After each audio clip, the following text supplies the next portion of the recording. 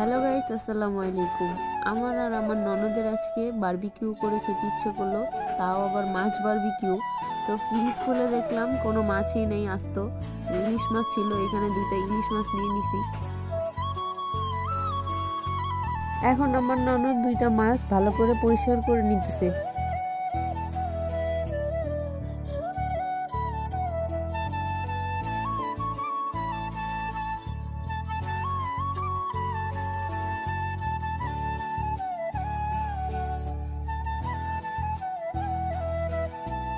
মাছ দুইটা কাটা হয়ে গেছে, তো এখন মাছ দুইটাকে ধুয়ে নিব।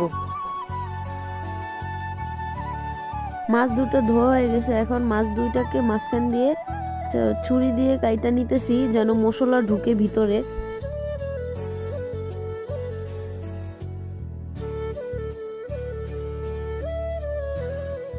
তো এখন মাছ দুইটাকে মশলা দিয়ে মিক্স করে নিব।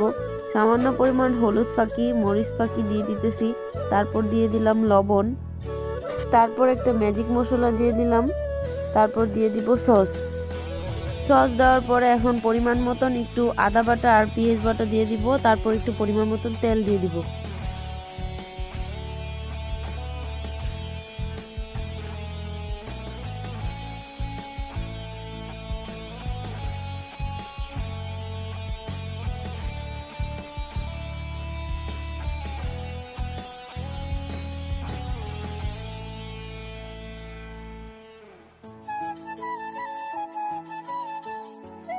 মাছের ভিতরে যেন মশলা ঢুকে, তাই এখানে মশলা ভালো করে দিয়ে দিতেছি।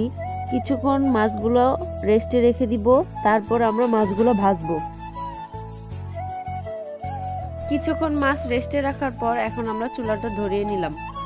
চুলাটা ধরানোর পর একটা কড়াই দিয়ে দিলাম। কড়াইতে সামান্য পরিমাণ তেল দিয়ে দিব। তেলটা ভালো করে গরম হইলে আমরা এখন মাছ দুটো দিয়ে দিব।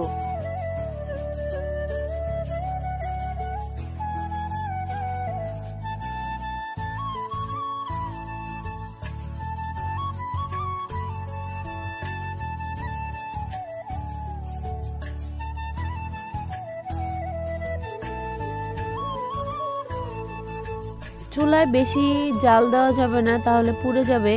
আস্তে আস্তে হালকা জালে এই মাছগুলা ভাজতে হয়, তো আমরা আস্তে আস্তেই ভাজতেছি।